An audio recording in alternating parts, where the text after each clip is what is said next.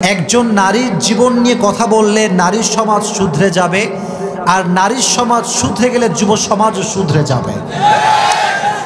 আমি আসিফের personal point of view হচ্ছে এইরকম, বাংলাদেশের 90% বেশি যুব সমাজ নষ্ট হয়েছে একজন নষ্ট মেয়ের পাল্লায় পড়ার কারণে।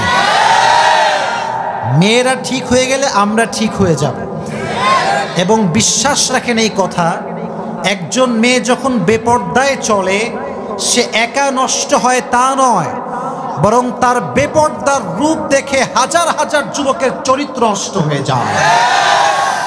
সো মেয়ে ঠিক হয়ে গেলে ছেলেরা ঠিক হয়ে যাবে। খাদিজা রাদিয়াল্লাহু তাআলা আনহা হচ্ছেন এমন একজন মহিয়সী নারী যার ব্যাপারে নবীজি সার্টিফিকেট দিয়েছেন তিনি হবেন জান্নাতের সর্বশ্রেষ্ঠ একজন নারী। সুবহানাল্লাহ পড়লেন না? হাদিসে এসেছে হাসবুকা মিন নিসাইল আলামিন আরবা, মারিয়াম, আসিয়া, খাদিজা ও ফাতেমা। পৃথিবীতে সর্বশ্রেষ্ঠ নারী হচ্ছে চারজন নারী। বলেন কয়জন? আসিয়া, খাদিজা, ফাতেমা। এক হাদিসে আসছে মারিয়াম, আর এক হাদিসে আসছে আয়েশার নাম। তার ভেতর থেকে আজকে আমরা যেই নারীর জীবন নিয়ে কথা বলবো সে নারীর নামটা আমি সবার থেকে শুনতে চাই। বলেন না, নামটা কি? আমার মনে হয় না যে সবাই এখানে এই জীবনটা নিয়ে পরিপূর্ণ শুনেছেন। আজকে আমি একদম শুরু থেকে নিয়ে শেষ পর্যন্ত বলবো, যাতে করে আমাদের জীবনে পরিবর্তন আসে, স্পেশালি যুবকদের জীবনে পরিবর্তন যেন আসে। রাজি আছেন? বলেন ইনশাআল্লাহ। 555 খ্রিস্টাব্দীতে মরুময় আরব নগরের মক্কায় কুরাইশ বংশে তিনি জন্মগ্রহণ করেন। তৎকালীন সময়ে আরবে অনেক বংশ ছিল, অনেক গোত্র ছিল, তবে সবচাইতে নামি দামি বংশের নাম ছিল কুরাইশ। নাম ছিল কি? আরেকটি বংশ ছিল আরো সেরা, তার নাম হচ্ছে হাশিমি বংশ।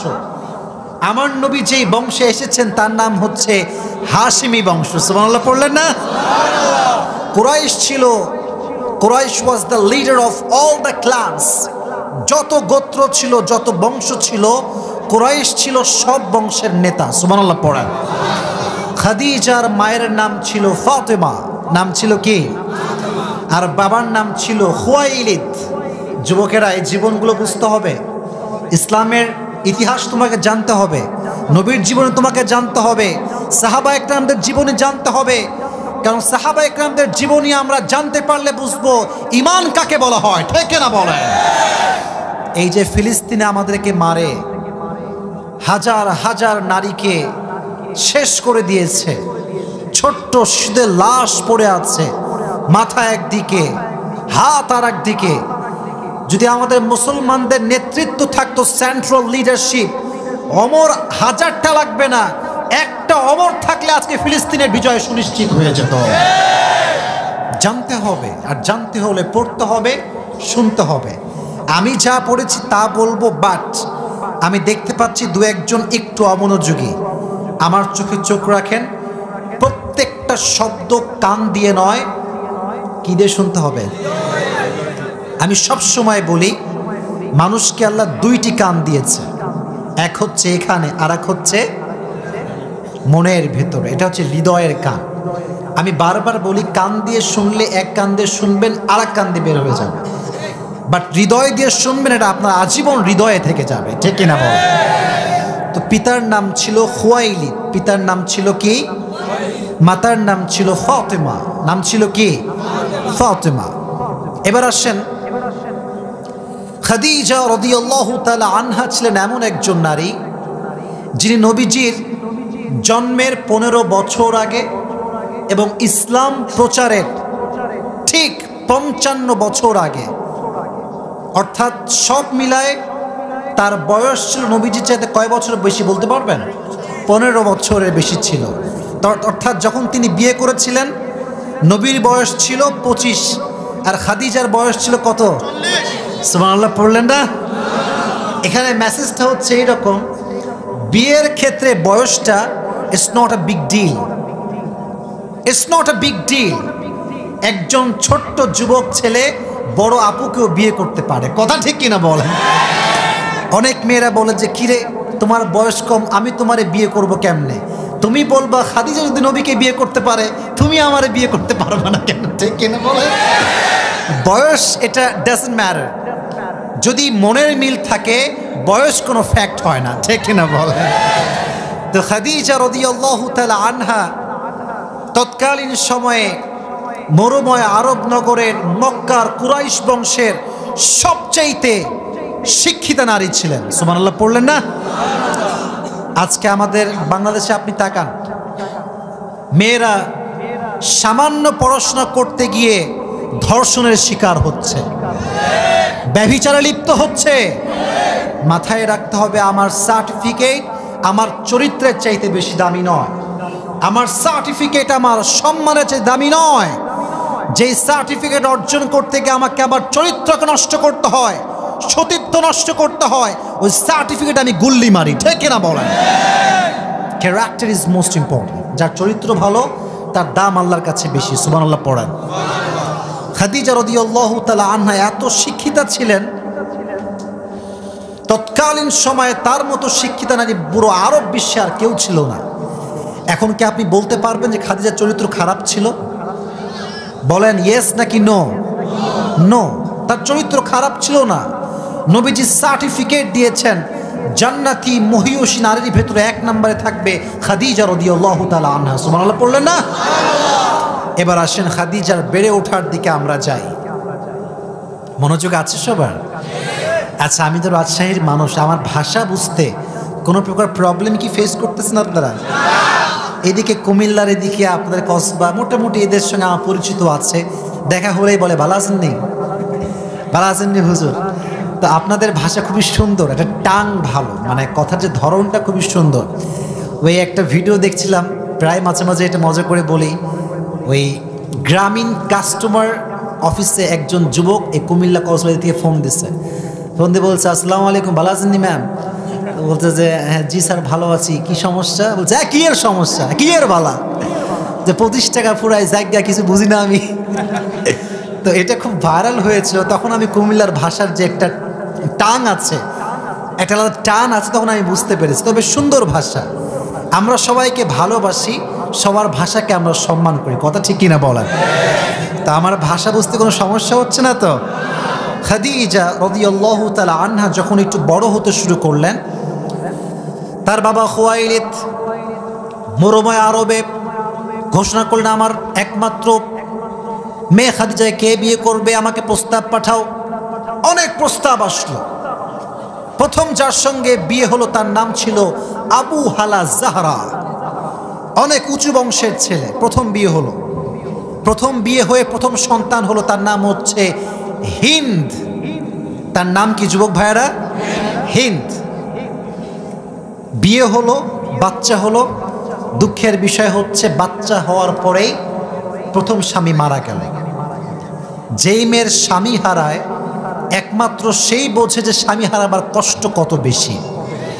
মনে রাখবেন, একজন নারীর দাম ততক্ষণ পর্যন্ত আছে যতক্ষণ তার স্বামী আছে। যার স্বামী নাই তার সমাজে 2 পয়সা দাম মানুষ দিতে চায় না, ঠিক না বলা? স্বামী মারা গেলেন, প্রথম বিয়ে শেষ। সেকেন্ড টাইম তার বাবা আবার পাত্র খুঁজতে শুরু করলেন, যে পাত্র কে আছে আমার খাদিজাকে বিয়ে করবে।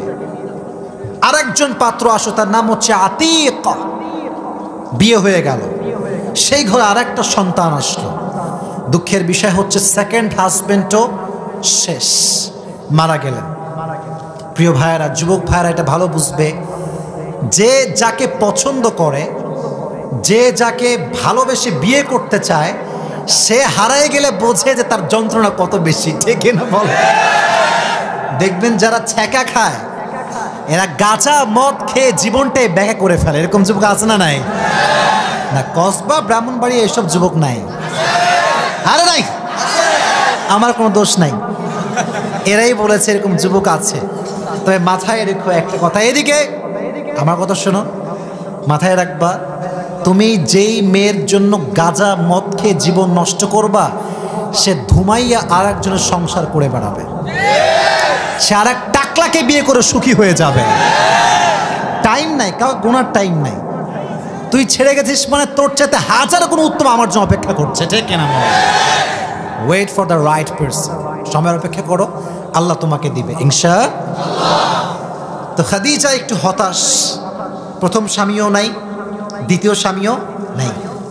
تقرر خديجة أنها لن تتزوج مرة أخرى, তিনি নিয়ত করলেন যে I will never ever get married again, আমার বিয়ে শেষ, আমি আজীবন আর বিয়ে করব না, শেষ, এই বিয়ের চ্যাপ্টারই ক্লোজ, খালি স্বামী মরে যায় আমার, আমি বিয়ে করব না।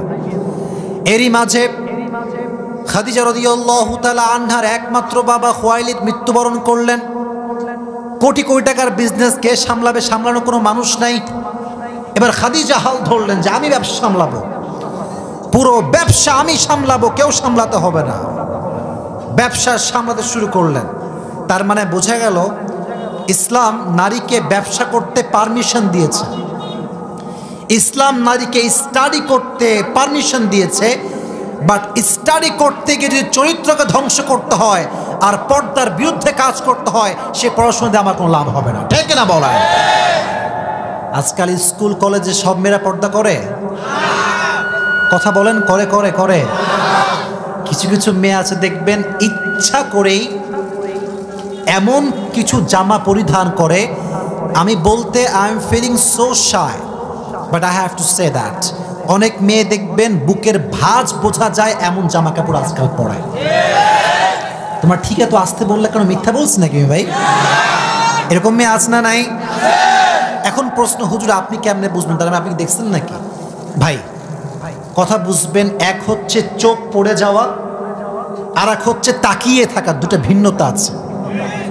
চোখ পড়ে গেলে আল্লাহ মাফ করবে, বাট চোখ পড়ার পরে যদি তুমি তাকায় থাকো তাহলে কিন্তু আল্লাহ মাফ করবে না। এখন যুবকরা একটা লজিক দেয়, একবার দেখনা হালাল হ্যাঁ, একবার देखना क्या है, तो यार जब नजर पड़ गया तो हम तो देखते ही रहेंगे और क़यामत तक देखते ही रहेंगे, क्योंकि एक बार देखना हलाल है। এই লজিক আসনা না?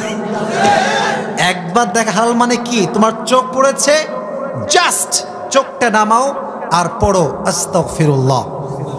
এই পড়ে না, জোরে বলেন না, আরো জোরে। যেই মেয়ে দেখবেন আপনার পাশ দিয়ে উল্টাপাল্টা ড্রেস পরে হেঁটে যাচ্ছে, ওরে দেখেন না সালাম দিবেন না বাজে তাকাবেন, জাস্ট পড়বেন আস্তাগফিরুল্লাহ।